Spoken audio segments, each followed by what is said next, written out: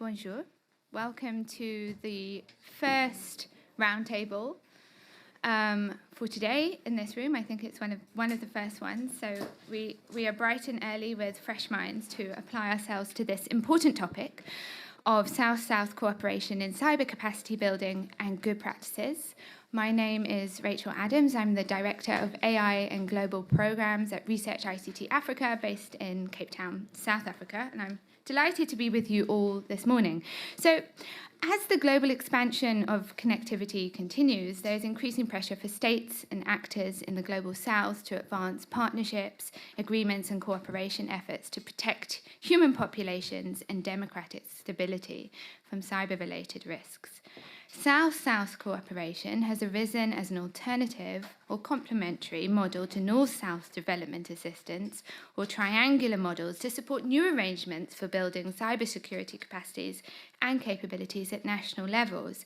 Principles of South-South cooperation include respect for national sovereignty of southern nations to protect the people and their communities. So we will hear in this session what practical examples of cooperation looks like and what lessons have been learned, from skills sharing to visa regimes and peer learning.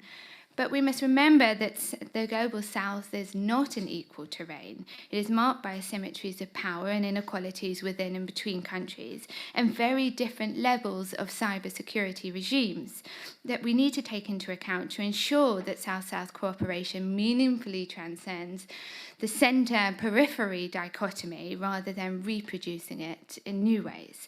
So the global field of cybersecurity, the global south is itself considered a risk, right? Low wages, low social mobility, and available connectivity with limited cyber policing capabilities make cyber crime an appealing avenue for disenfranchised groups. And then in addition, the network neighbor of cyber systems means a weak link can impact everyone. When it comes to digitalization itself, researchers found that digitalization is exacerbating rather than addressing inequality between and within nations. In Africa, the digital divide is gendered, with women having increasingly less access to digital technologies than their male counterparts, which poses a major barrier for democratic and inclusive digital development. Indeed, historically, cybersecurity has been a male-dominated field, traditionally linked to military strategies and capabilities. Yet there is a human face to cyber risks, and it is gendered. When election systems are compromised and undemocratic governments come to power, women and children in particular lose out. So to begin with, I want us to think with a broader understanding of what we take cybersecurity and cyber risks to mean.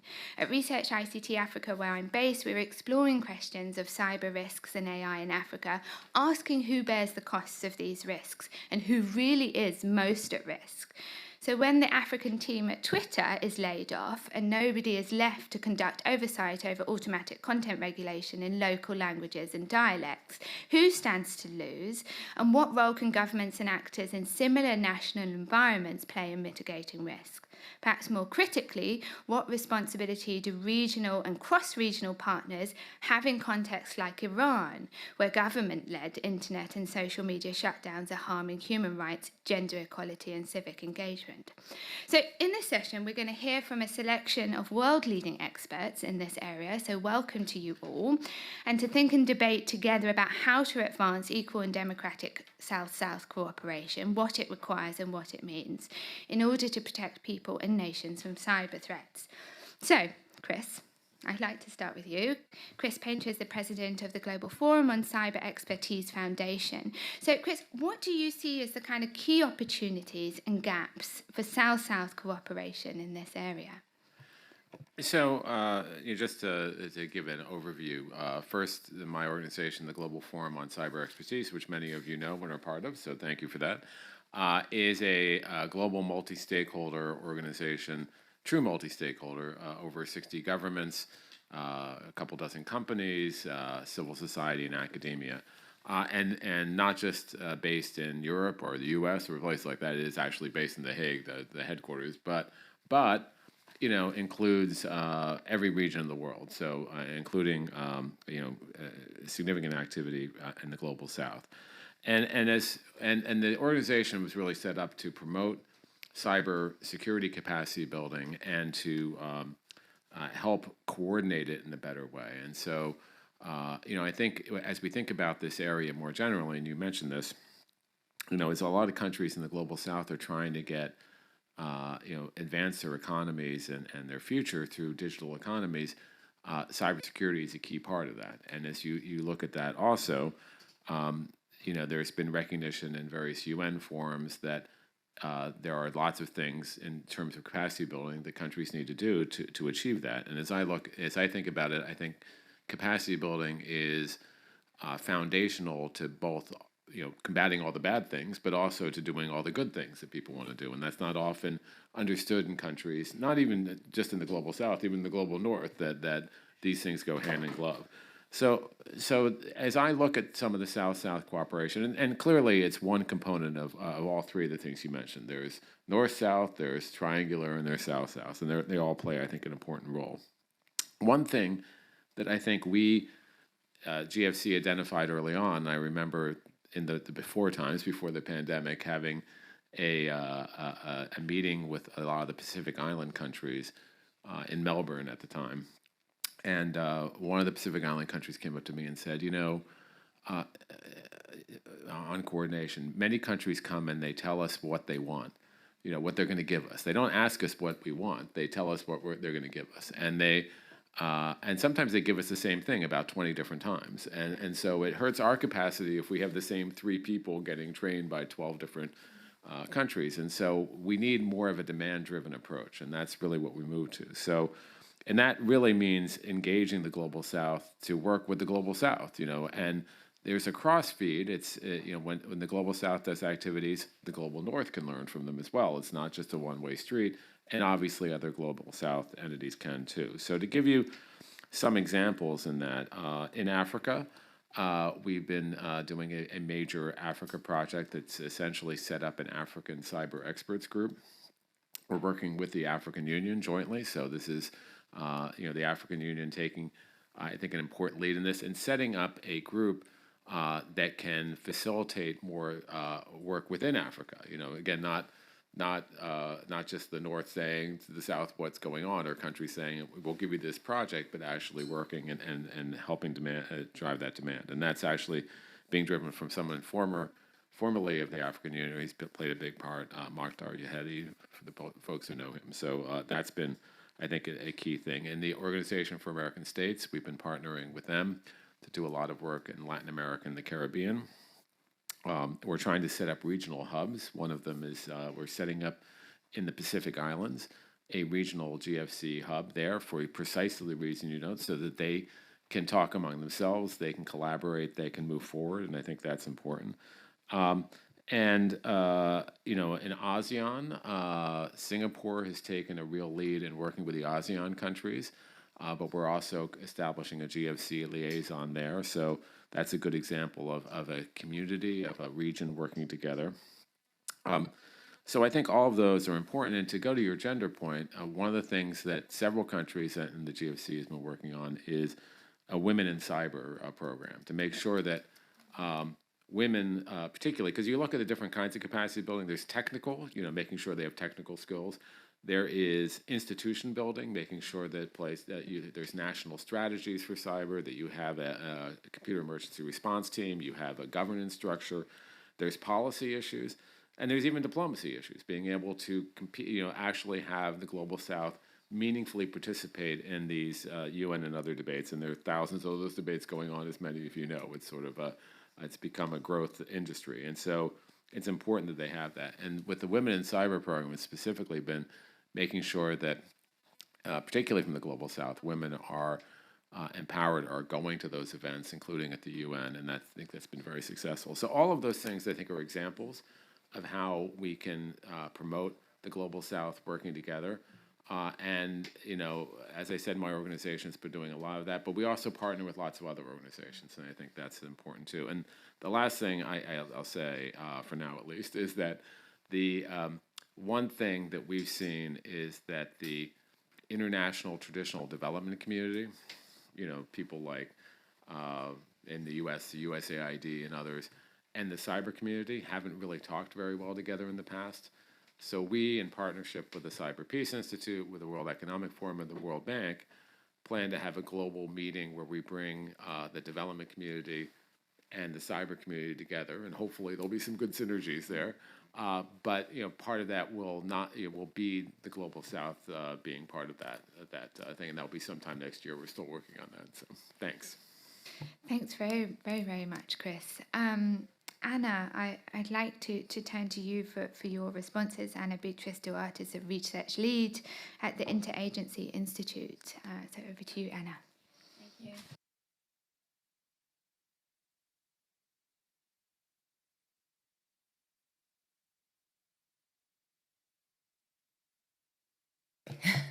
Sorry. So thank you very much. The Interagency Institute is a digital think tank from the Global South, founded exclusively by women. Most of them are expats in the North-South. We have been founded on the very premise of the utmost importance of a multi-stakeholder cooperation to achieve human security in its broader sense. As we are still struggling to deal with the challenges posed by Web 2.0 and the ubiquity of interaction, and we are already, there is a whole string of threats already outlined as we wait for developments of a new stage of the cyberspace, or the Web 3.0, or the metaverse. And this will make new kinds of immersive, decentralized experience. At this point, privacy is a main concern of the community, but disinformation and harassment, for example, are also likely to scale up. So cooperation in cyber capacity building will be more than ever needed. In that sense, civil society is not at all a secondary agent. And I don't mean here private companies who own most of the cyberspace, but a counterpart force that may push for regulation. At the Interagency Institute, we believe security in cyberspace is much more than a matter of cybersecurity. Cyber capacity building is a key to development and to the protection of human rights, as guaranteed by Article 12 of the Universal Declaration of Human Rights. We also believe cooperation is by definition complementary, not a competition. Cyber capacity building should be not applied in a top-down system. As to that, the United Nations and other international fora have been aware of the need of a multi-stakeholder approach to face cross-border challenges. But the debate is still very much North-centered. South-South cooperation being often underestimated or disregarded, or regarded with condescension. Regional entities are better qualified to identify and understand local demands instead of blindly applying concepts and ideas gathered from the North. So now I bring an example of Brazil, where I'm from. Brazil has shown many examples of good practices. It's been a pioneer in regulations of the cyberspace. And these regulations have put citizens' rights first, with impacts in other countries from the South as well as closely linked to the North. So as an example, Brazil has been a regional influencer in countries in Africa and Latin America and the Portuguese-speaking countries, so with a link to Portugal and Europe. The present administration, though, has not only geared toward a securitization approach and excluded civil society from many multi-stakeholders fora, but also used the general law for data protection, which is equivalent to the GDPR, for example, as an excuse to hide relevant data, causing transparency rates to plummet. So now Brazilian civil society representatives hope that for the next presidential term starting next year, previous values will prevail candidate government plan. We will rebuild international South-South cooperation with Latin America and Africa. We defend the expansion of Brazil's participation in multilateral organizations. And finally, in regard to the cyberspace, I quote again, it is necessary to strengthen legislation in order to guarantee net neutrality, plurality, data protection, and to curb the spread of lies and antidemocratic and hateful messages. At the same time, it is the state's duty to universalize access to quality internet, guaranteeing the democratization of its use by the entire population.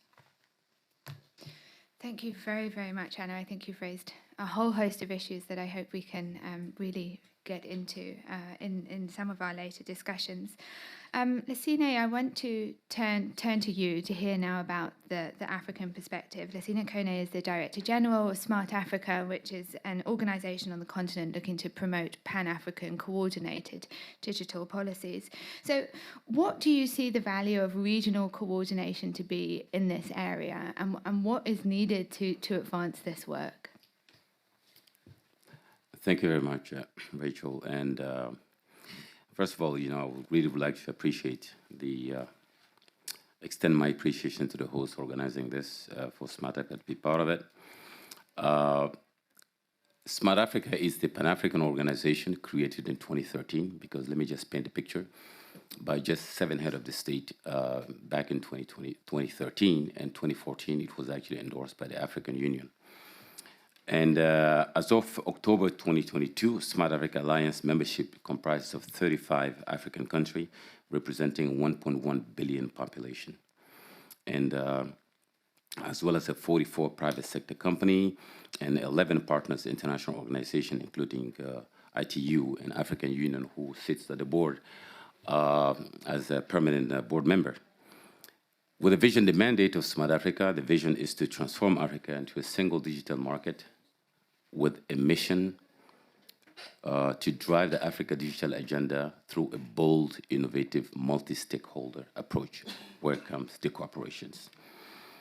So to achieve this vision, Smart Africa is currently working on a 34 continental digital project, including cloud, data services, One Africa Network, digital ID, intra-Africa cross-border connectivity, data governance, and many more. On cybersecurity project, as Chris mentions, and cybersecurity is one of our ongoing projects because we really believe that it's a prerequisite for the realization of the Africa Continental Free Trade Area, which was enacted in January 1st, 2021. Additionally, cybersecurity is a vital cross-cutting theme for sovereignty because it goes through connectivity, to the storage, to the payment, to the digital ID, to all the way to the AI and big data. So we trust in all Africa. It's for the theme for sovereignty and the trust in all Africa digital platform and project to foster the development, of course, and of a thriving, self-sustainable, and optimal digital economy in Africa. Due to the COVID-19 pandemic, in Africa, we have realized a significant increase in the use of the ICT tools and services, which eventually attracted cyber threat.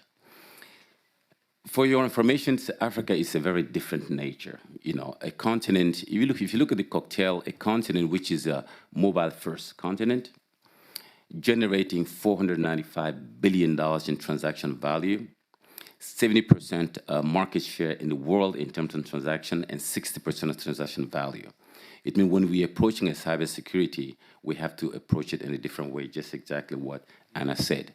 Because most of our population, they've only known internet through mobile. They have not known internet through the PC.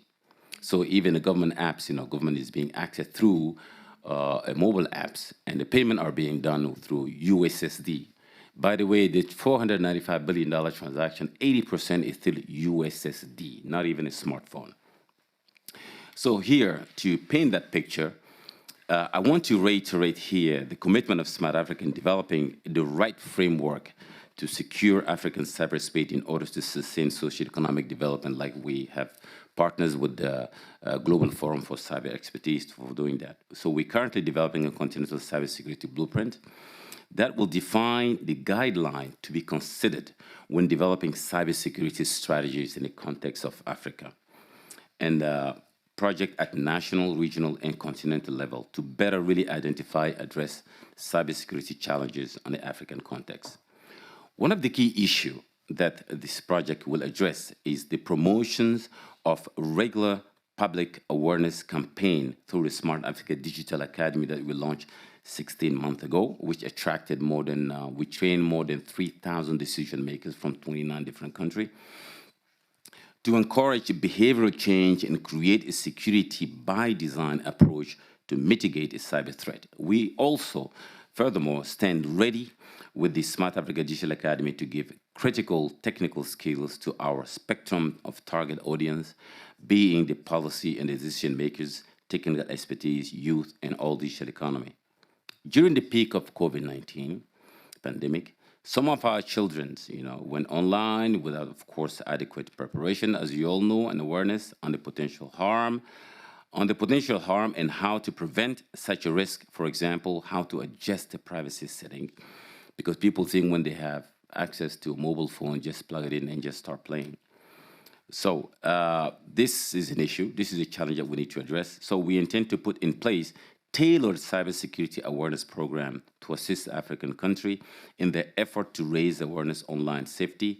We have identified the need to upskill our policy and decision makers as well as the youth in the field. And for this purpose, we are working with some universities in Cote d'Ivoire, Ivory Coast, to set up a cybersecurity innovation centers. This is open for collaborations, and I invite interested stakeholders here to come on board for this project. Partnership and collaboration, as you mentioned. Smart Africa will continue to work closely with our partners and will keep supporting the Alliance members to establish strategies and enforcement mechanisms for systematically ensuring digital well-being and citizen empowerment. Building a safe and secure digital space for all, putting in place the right framework and regulatory best practice. The risk environment affecting internet users is very complex and uncertain. And in fact, it requires a digital cooperation, because when we talk about cybersecurity, it's not a matter of one country. So cyber threat, vulnerability, and consequences have all evolved over the last 10 years. And mostly during the COVID-19 pandemic, given the diverse authority role and responsibility of African government, we strongly need flexible, proactive, and inclusive partnership to advance and ensure digital well-being of our citizens, because digital economy for us is not sub-zero game. It's like if one certain 10% of the community have access to it and 80% are left behind. To conclude, permit me to reiterate Smart Africa commitment here on the initiatives such as the potential personal data protection and privacy guidelines, cybersecurity, ethical use of artificial intelligence, very important, smart communities and citizens to make sure everyone is resilient in terms of cyber threat, to educate internet users and to make them knowledgeable on how best we can use internet and digital device services to ensure digital well-being and safety. Thank you. Lassina, thank you very, very much. It's very interesting to hear about the kind of multi-level approach to advancing, strengthening cyber systems, and also the emphasis on public awareness. I mean, so much of mitigating cyber threats is human behavior at all levels, right? So that's very, very exciting to hear about. So, Jeremy, I'd like to invite you to join in the conversation here and tell us a little bit about your experiences, particularly working on the African region. So Jeremy Pillet is the CEO of Expertise France, and welcome. Please go ahead. Thank you, and I'm very happy to be there to deal with this very crucial issue of cybersecurity. We at Expertise France, we are the technical agency for international cooperation. So we're running all the technical assistance and cooperation programs of France. We've been very active in the field of peace, security, and stability, and in particular in cybersecurity. We're actually running 3 major regional programs, all funded by the EU. One on West Africa with the 15 ECOWAS countries plus Mauritania on cybersecurity and organized crime. The other one in the Horn of Africa with Djibouti, Kenya, and Somalia. And the third one in Asia with Korea, India, Indonesia, Singapore, Japan, and Vietnam. So from this quite broad perspective, I would say I'd like to stress three lessons. The first one, and Anna has mentioned it, the regional level for me is key. We've been working for quite a long time with ECOWAS. We need the regional organizations because they produce guidance, they produce standards, but they have also the capacity to challenge also the member countries and make them commit to certain matters, especially in the field of security, and they're legitimate. So I think that's the right level to go ahead and support the organization of hacker labs, training courses, cyber symposium, etc., etc. So that's my first point. The second point, and that has been stressed by Lassina, we're working also with Smart Africa. Of course, training is key. Training is key, but we are talking now in this panel on South-South cooperation. So my point is that we need to have some kind of local training that will remain at local level for in the long period. That doesn't mean that we don't need technical assistance from the north. It's not my point. But my point is that we need the technical assistance to make sure that this training will be rooted in the south. So that's why we are pushing for regionally oriented national schools. So that we will have more long-term results. That's what we do in Dakar. We do that also in Western Balkans, and we support a certain number of these regional schools. And that's probably a very useful tool where you can also gather all the expertise from the private sector or other organizations. My third lesson is that, and I'm referring to our Asian program. In Asia, we're working with countries which actually are ahead of the curve on cybersecurity. So it's not only an issue; it's of technical cooperation. It's an issue of political dialogue and in that regard, we need to build political coalitions of countries which share the same values on cybersecurity, and I think we need to do that in all countries of the global south, which are ready to go in that direction. And that's probably an area where we need to make sure that the work at the technical level between cyber police and the political leadership are clearly interconnected. And that's the point of our action with the European Union at Expertise France on our program. So that would be my three lessons for today. Thank you. Thank you very much, Jeremy. And I think it would be wonderful for some of the other people around the table to react to those lessons and how far they hold true in your context and the different kind of modalities. Eric, I'd like to come to you so we can think more about what the role of the private sector is here and learn from your experiences. So Eric Singer is Chief Information Security Officer at Schneider Electric. Eric. Yeah, thank you very much. Really honored to be with you today. I will present today, first of all, the position of the private sector, but also the takeout from the cybersecurity office that I'm leading at Schneider for Europe, Middle East, and Africa. First of all, let's recall what is a Schneider and their impact on the global warming. I think that we at Schneider is to empower all to make the most of our energy and resources. And we believe that access to energy and digital is a basic human right. And, with this generation facing technologic shift in energy transition and industrial revolution, we need to have a more electric world, and electricity is the more efficient way to enhance decarbonization and to have impact in our climate positive way. So we are part of United Nations, and we are part of the Sustainable Development Goals of those, and part also of the World Economic Forum, and really happy to be with you today.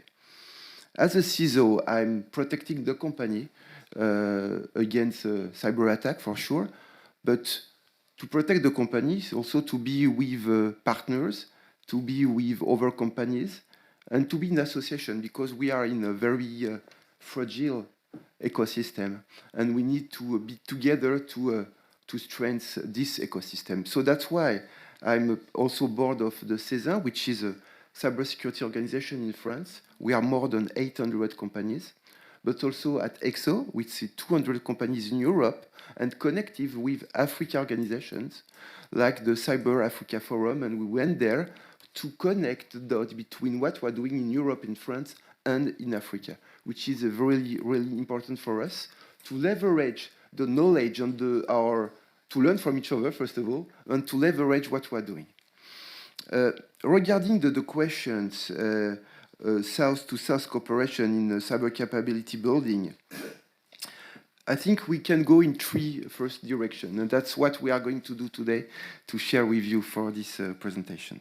First of all, we said that what are the main issues? First of all, and we spoke about the COVID-19 impact, that's in fact enhance the digital adoption for sure, and we went to and we saw that at Schneider we went to enhance Industry 4.0 with those new factories connected, and to have maintenance that we can do with digital tools.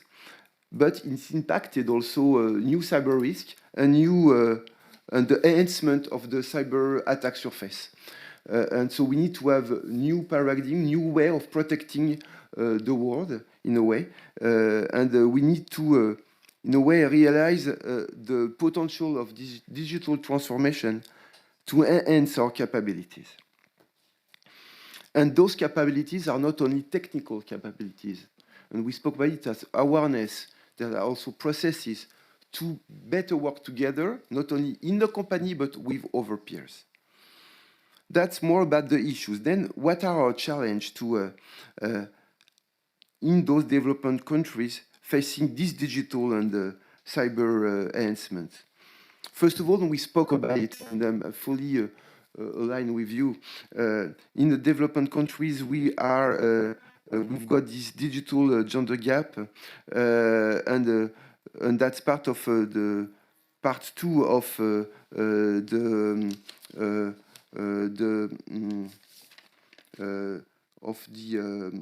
principle of Paris Call regarding the access to internet.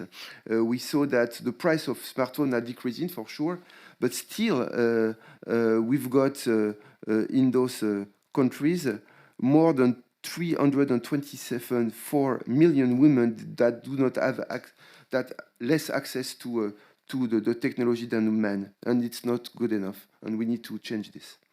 So that's why we're part of the Cyber Africa Forum. I was part of the roundtable only to enhance women in cybersecurity, which is key for us, and we need to share our knowledge here. We shared also during the Cyber Africa Forum how to be better cyber resilient, how to enhance cybersecurity in the industrial world, and in a world that, in a nutshell, that was what was shared. And I think we had good impact, and we need to go on this cooperation. Let's speak also about the fragmented regulation. You spoke about it, which is a key topic for us. Fragmented regulation impacts the cost, and we need to have standard international norms, and that's the principle 9 of the Paris Call also, to better have to have better regulation and to maybe link the regulation. There are new regulation going on in Europe that has to be linked with others, like, for instance, the Nice V2 on the Cyber Resilience Act, which are key to protect the product, but also to have a new way of managing cybersecurity. And I'm sure that the Nice V2 will be as important as the GDPR in the following months. Now let's speak about the direction, how to better cooperate and to have some initiatives. And maybe let's speak about this private public partnership that will promote the digital transformation. It will encourage investment for sure, because we need to work together. It will enhance also the regulation, that's what we have spoken.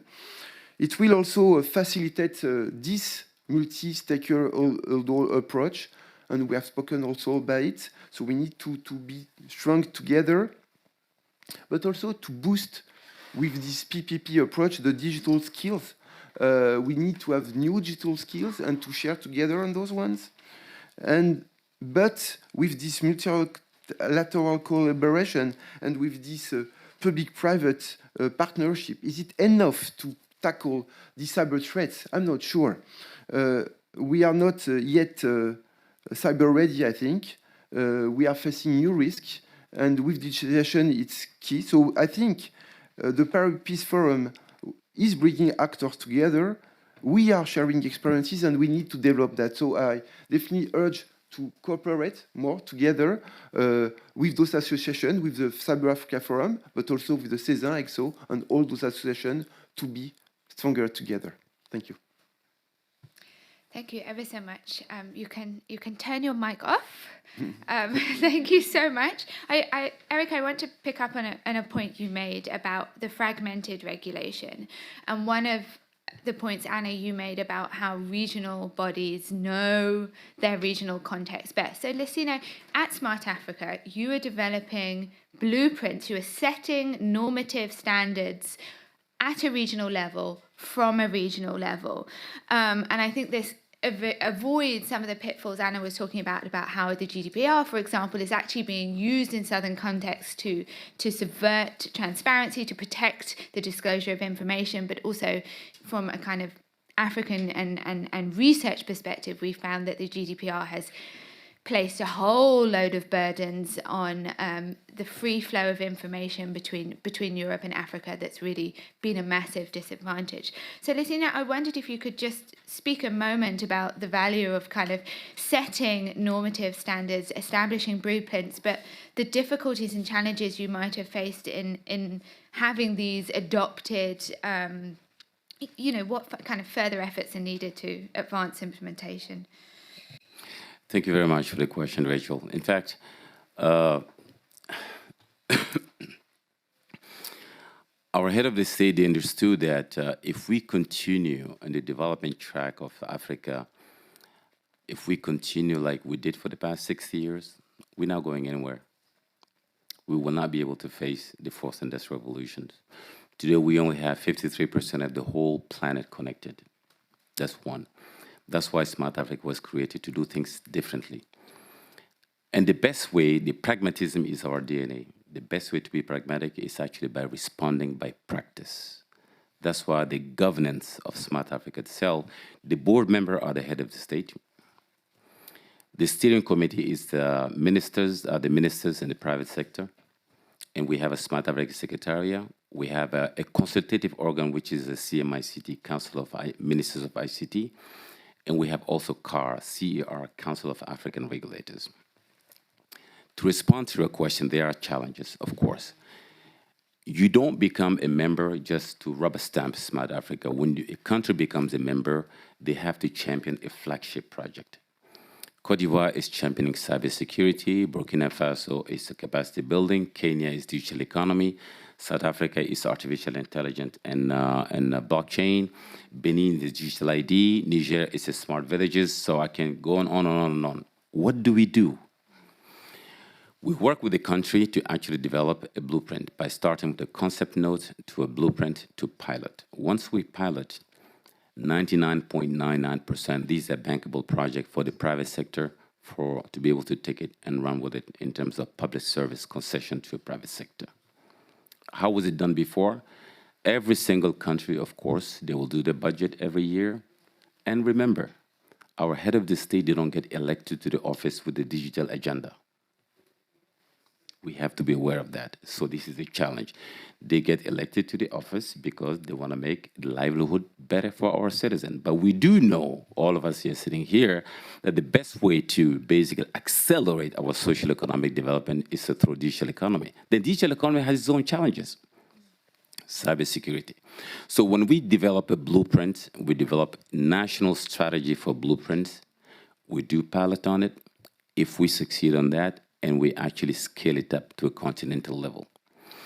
The way we are seeing this at Smart Africa, it's the challenge of cybersecurity is not a one country issue. You have to approach it at the RSC level, ECOWAS, EAC, SADC, North Africa, and so on and so forth. But there has to be a best practice sharing. However, the challenges we are facing in this, we call it governance issue of digital economy. What does that actually mean? Because most of our governments, even Western countries as well, in the beginning, they looked at the digital economy as just a sector like any other sector, agriculture, education, transportation. You know how you can see this? You can see this from the hierarchy ranking for the ministers. Most of the time, the minister of ICT is maybe the second last. And I look at the digital economy as if you go to orchestra of symphony, where you have a maestro with thing. When he trumpet playing, everyone need to sing. It basically means for a proper implementation of digital economy, fundamental, embedded with the cybersecurity principle, it has to be attached to the highest ranking of the government, which is sometimes not the issue. So what are the corner cutting process to that? It's a digital ID. Because every single government in Africa, maybe elsewhere in Latin America and Asia, I don't know, everybody wants to keep to their own data. They're working in silos. It's okay. Once you have a digital identification, because all of us here, we all have a cell phone on this table.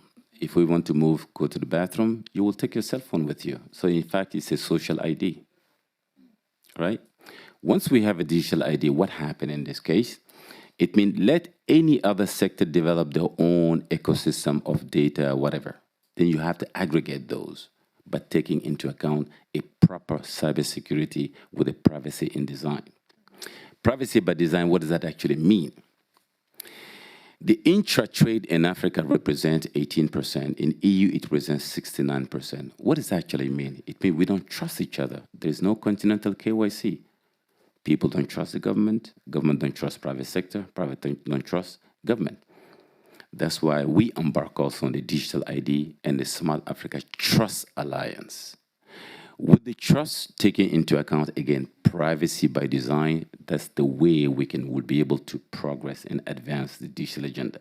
Yes, there are challenges. We know what are those challenges, and we know exactly what, because we know how to solve them, because we have the head of the state on board. They are very much aware of this, but all we need is a digital cooperation with all these multi-stakeholders here. We cannot do it alone. Again, when I say we cannot do it alone, it's not one size fits all. We want to leapfrog in Africa. And to leapfrog in Africa, you cannot copy and paste.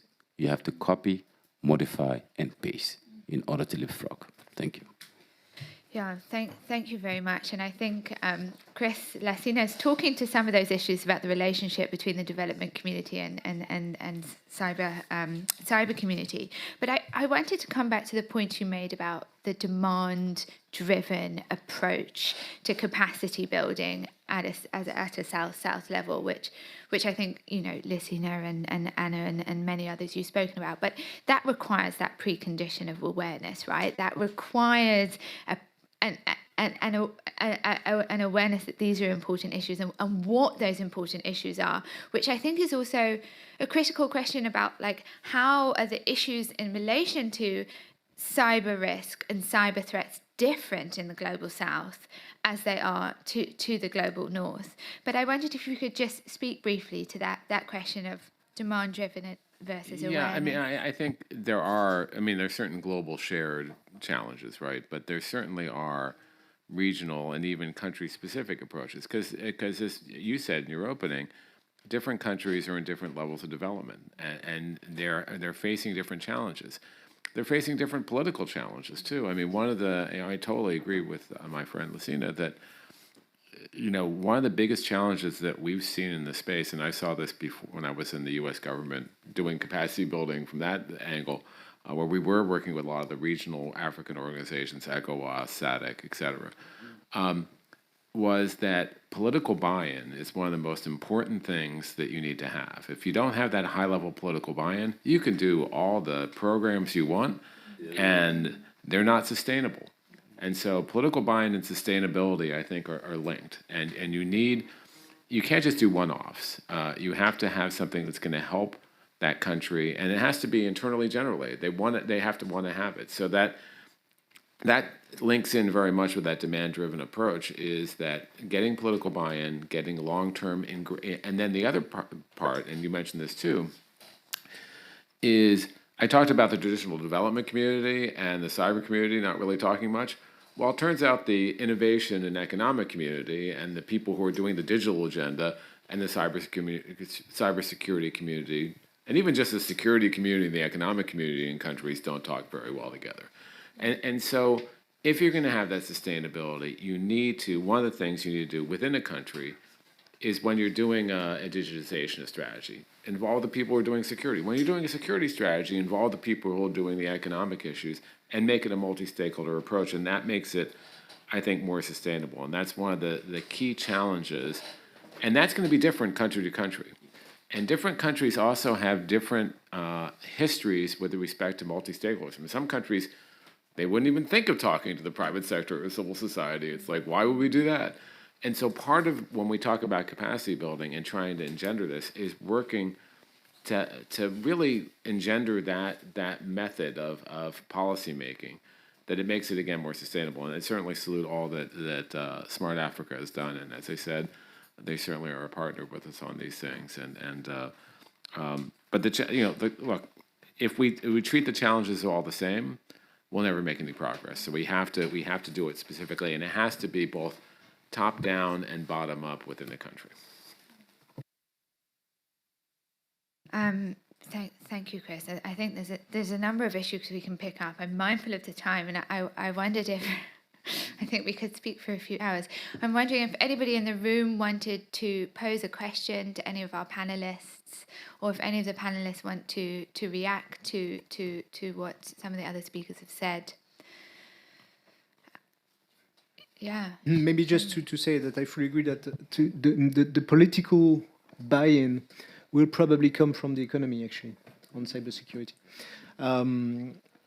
One of the main issues for Africa is to create a single market, and there's a real political will behind it, especially behind the EU project of the African Continental Free Trade Area. One of the main challenges the AFCFTA will face is cybersecurity. So that was my first point. The second point,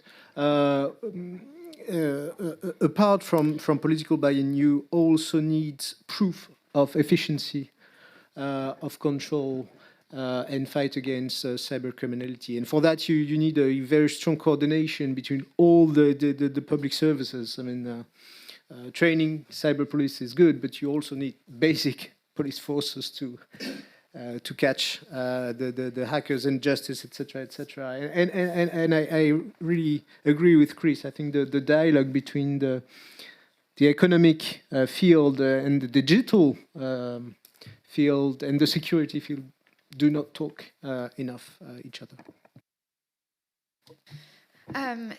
Thank you. I just want to, Eric, before I come to you, just turn to my colleague in South Africa, who is joining us online, Brett Van Niekerk, who's a senior lecturer at the Durban University of Technology. Brett, did you want to come in on the conversation here?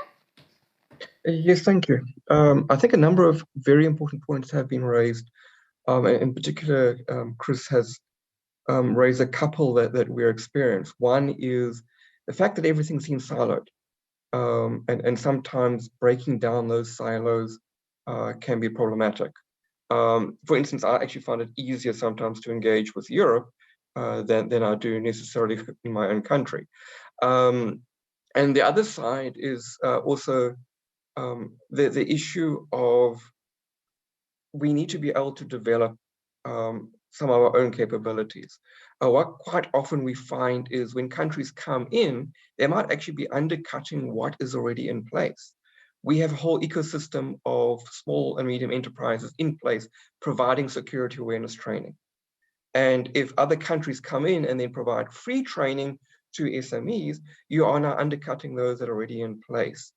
So it's very important for those who come in to actually engage with who is already there and actually enable them. It will be a far more sustainable approach than coming in, doing the training, and then when you leave, you've actually undercut. And those companies now have started to find other avenues of work. And the other side, obviously, is the academic side. We already have a number of bilateral agreements with various countries. Academics are already collaborating south-south, south-north across the spectrum, as well as obviously we are providing capacity building in our day-to-day work.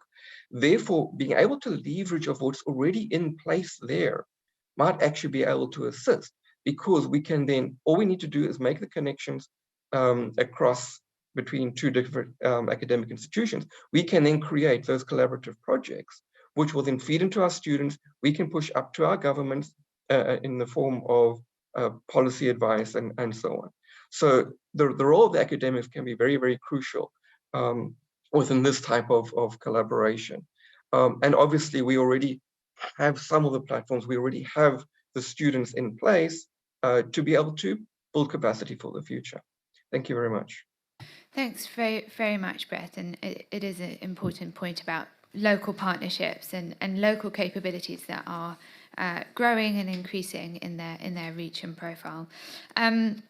Eric, you wanted to come in, and then I wondered whether we want to speak about this big question of trust. And maybe Anna, we can come to you. So, Eric, please go ahead.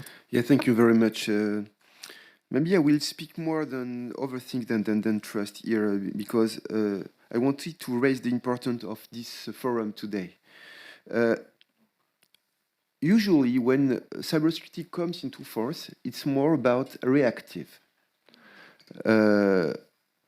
Companies don't care usually, so that's, I'm not speaking as Schneider, more at the associations I'm part, 800 at Cézanne, 200 organizations at the other ones, and they are taking into account cybersecurity when they are facing ransomware, not before. So we need to understand that.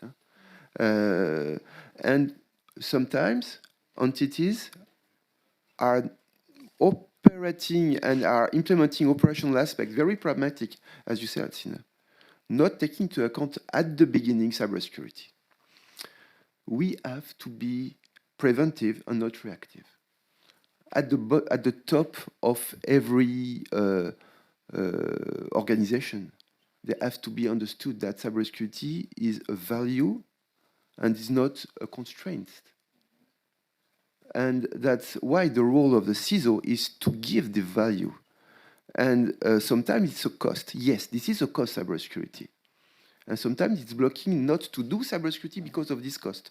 But when you take cybersecurity at the beginning of it, it's not costly at all.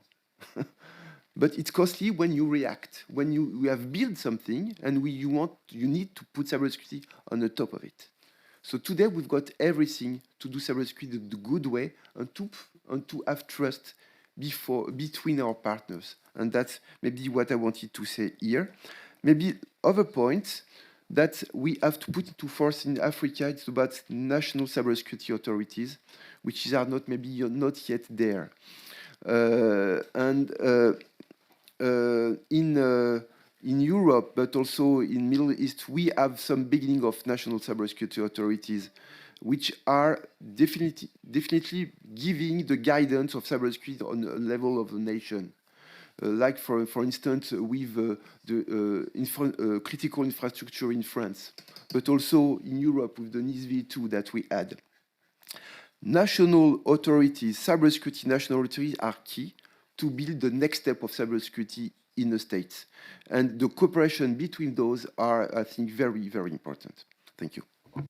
Yeah, thank you very much, Eric. And I know Lassina wants to respond on that. So I think, this issue of what isn't considered critical infrastructures in many African countries is key. Lassina, let's come to you, and then Ala, let's come to you about the question of trust. Yeah, thank you very much, Eric, and also the intervener from South Africa. Where he mentions, I will tackle that first, undercutting the local partnership and so on and so forth. The way we've seen this, for example, Smart Africa Digital Academy, we provide training free of charge. But who do we use to do that? They are local partners. We don't train, or we fund, and we have a procurement process, and we always give advantage to the local partners to take over the training. All they were trained, they come from different part of Africa. We believe that this is a way, because in a way that you do, you promote the local business. For your information, 70% of the small and medium enterprises on the continent of Africa are informal. So, oh yes, 70% of the economy is based on informal economy. So to come back now to what Eric said, cybersecurity, it's to give you a little statistic, for over 50 countries, we have more than 50 regulatory environment. And we only have, out of more than 54, 55 countries, we only have 29 countries that have a regulatory and data protection agency. And out of those, only 16 are really operational and are enforcing the laws. So this is what the picture looks like. So the capacity building is really the key. Yes, a lot of government, they look at the cybersecurity as a cost. The cybersecurity costs money, but when it's preventive, eventually it becomes cheaper. The awareness we need to make sure our decision-making are on board. In fact, cybersecurity, you cannot do anything without a cybersecurity if you were to be a knowledge-based economy. A knowledge-based economy requires some fundamental. You don't start spending money only when you're attacked. You start preventing the attack is much better. And to do that, huge capacity building is needed. I think we need a partnership between Chris, between Eric, between everyone around this table to really raise those agencies in Africa. It's very important, because more than 50 countries, you only have 16 countries that have the agency of cybersecurity. I think it's quite a challenge. Thank you. Thank you, Lassina. So, Anna, let's come to you, and this will be the last comment. Yeah, of I'll be our very session. quick. I just wanted to react to some of your contributions here to say, well, I guess we are on the same page as to the need of cooperation, but I wanted to emphasize that cooperation, as Eric said, it's important to be, it's important. It's more important and cheaper. And others also agree to that, to be preventive and reactive, and cooperation is not built reactively. So besides that, cooperation is not only among countries, but intersectoral, as Chris emphasized, and also in this interdisciplinary, for example. So the people in charge of cybersecurity rarely, they are not in talk, they are not connected to other digital areas, although we could think of this as the same field. And lastly, I guess we use some convergent words here. I talked about values.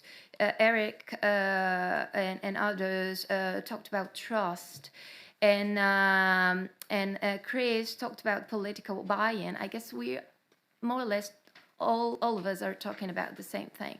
And yes, this is coming from the economy. There is many.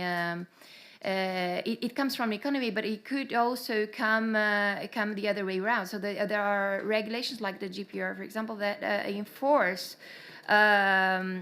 commercial agreements to be to respect some of the legislation. So there are bilateral and multilateral commercial agreements that demand for the respect of for the legislation, so that it takes into place.